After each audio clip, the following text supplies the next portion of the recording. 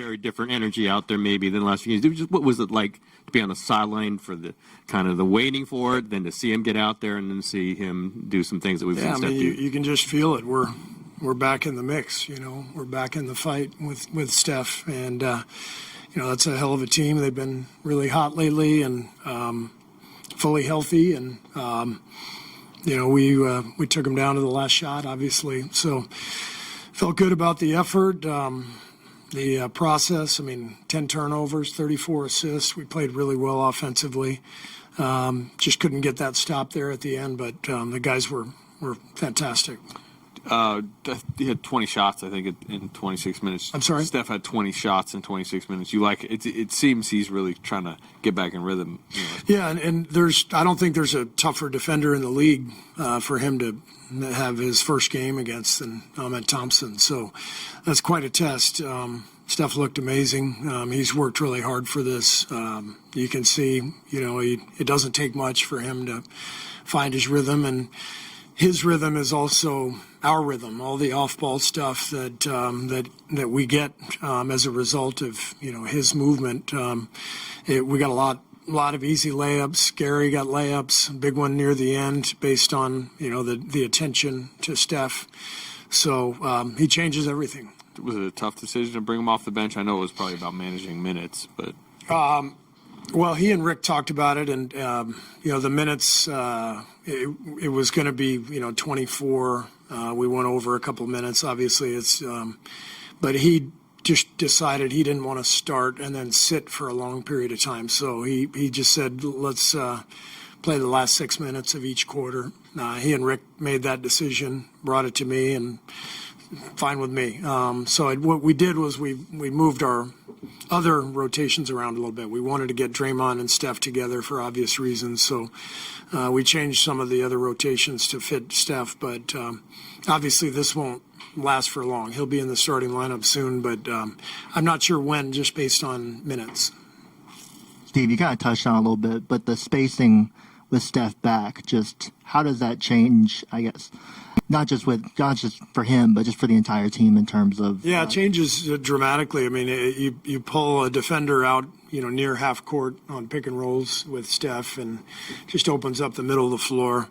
You saw Gary get so many lay-ins tonight. A lot of that was just him diving off pick and roll, Draymond finding him, Steph finding him. So he makes the game easier for everybody, for sure. What did you want to see? What kind of action did you want to see executed on that final possession? Well, we didn't want to take the timeout because we wanted to keep their defensive guys on the floor. Their that lineup on the floor. You take the timeout, they just put all their Dobermans in and switch everything, and it's really, really hard to get a good look. So I haven't seen a replay yet. My gut is our spacing wasn't great. I think I saw 3 guys on one side. We wanted to give Steph a high screen, pulling their weaker defenders in. And he got a decent look, but it's probably a good clip for us to have for, these last games and the play-in, just to go over that again. I never really like to take timeouts in that situation if there's time. I'd rather have the chaos that ensues and the matchups that you want. And so the process was what we wanted. I'm not sure we got spaced very well. I'll have to look at it. And then they didn't get to share the court too much tonight, but how important is it for you guys, for Steph and Kristaps, to develop chemistry? Yeah, the good thing with Kristaps is that he's a really easy guy to play with for anybody.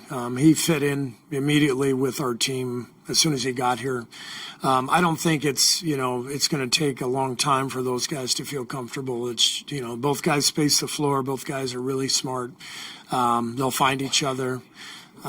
There's a couple of unique things that our team does, with Steph that he'll get used to quickly. But other than that, it's just basketball.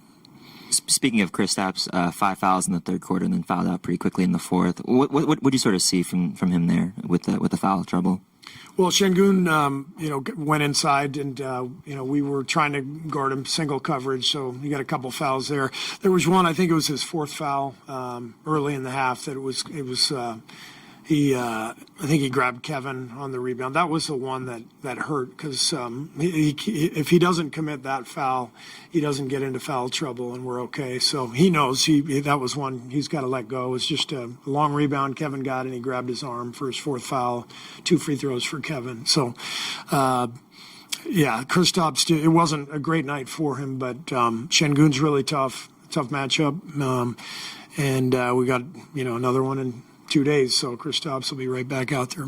Steve, you talked right off the top about the belief we're back in the fight with Steph. Can you just further explain how palpable it feels with Steph and how he can kind of change the belief and the mood that you guys feel like? You could just hear it, right? You can hear it with the crowd, and there's a different energy in the building, and there's a different confidence with our team. He just infuses the whole team with confidence, and again, being able to play off of him makes the game much easier for everyone else. So there's just a momentum and a confidence, and he's Steph Curry for a reason.